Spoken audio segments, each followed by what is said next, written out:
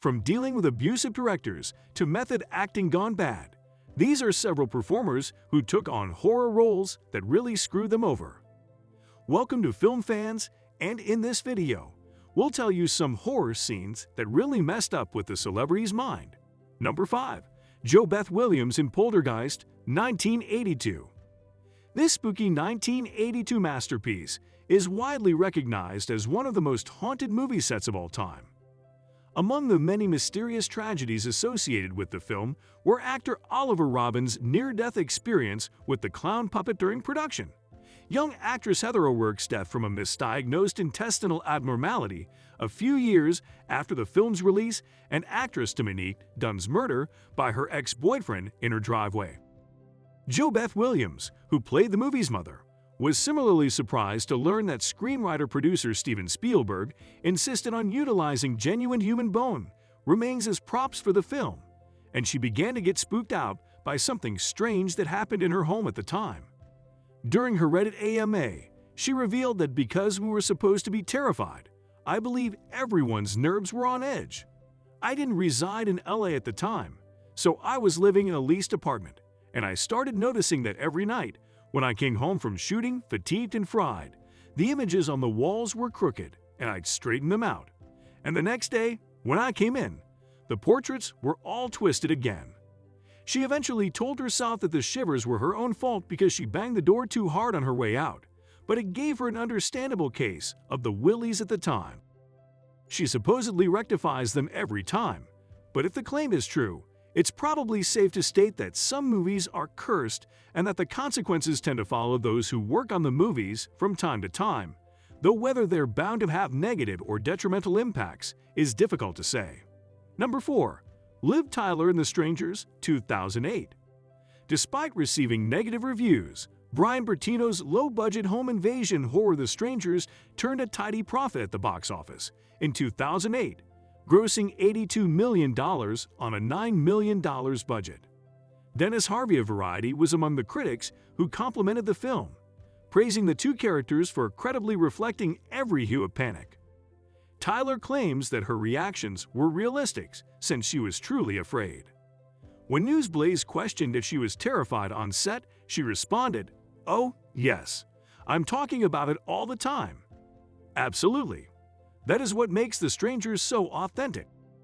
For example, you might be trying to rest in bed at night when you hear a disturbance and wonder, "What was that?" And you're wondering if you're bold enough to go check or not. Imagine going to look and finding a man in a mask standing in your living room with a butcher knife. Number 3. Vera Farmiga in The Conjuring, 2013. The difficulty with tales is that they are difficult, if not impossible, to substantiate, as Vera Farmiga mentioned, feeling apprehensive and not bothering to take her work home with her. The real-life ghost-hunting past of Ed and Lorraine Warren is enough to make anyone nervous, but Vera Farmiga knew virtually little about her character's counterpart before coming on for The Conjuring and receiving her first paranormal encounter as a welcome gift. The actress told Cinema Blend that after hanging up the phone with director James Wan and opening her laptop, she discovered 3 digital claw marks from the upper right diagonal to the lower left during her first round of research into Warren's work. Those marks would reappear in Farmiga's Conjuring experience the day after she finished filming the first film and returned to her home in New York. When she awoke, she discovered a similar pattern of tattoos on her thigh. It was these 3 very unmistakable claw marks that had long nails or long fingertips could generate, she stated. Despite the fact that she chose not to give in to the terror, she remarked, "There's clear evidence of some oddity that's transpired. That was not done to me by my husband. I did not itch a mosquito bite. It's incomprehensible." Even the film's director stated that his dog began barking at something that could not be seen, though others may argue that dogs bark at the strangest things at times. Number 2. Patrick Wilson, The Conjuring 2, 2016. Patrick Wilson is a scream king when it comes to this genre. During production, there was a very strange episode with a curtain haunting, according to him, which prompted the crew to bring in a priest to bless the set. It was a gigantic drape that stretched from the floor to the ceiling and was aggressively waving, with no door open, fan running, or anything else.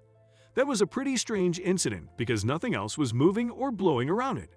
You couldn't even hear any breeze, but you could see these curtains swaying wildly, he told Metro. Wilson considers himself a skeptic, but his supernatural screenplay may have gotten the best of him at this point, as he's admitted to believing his own house is haunted. Number 1. Jennifer Carpenter in The Exorcism of Emily Rose, 2005. Jennifer Carpenter may have been all right with all the macabre medical operations on Dexter, but the actress got the creeps during filming The Exorcism of Emily Rose.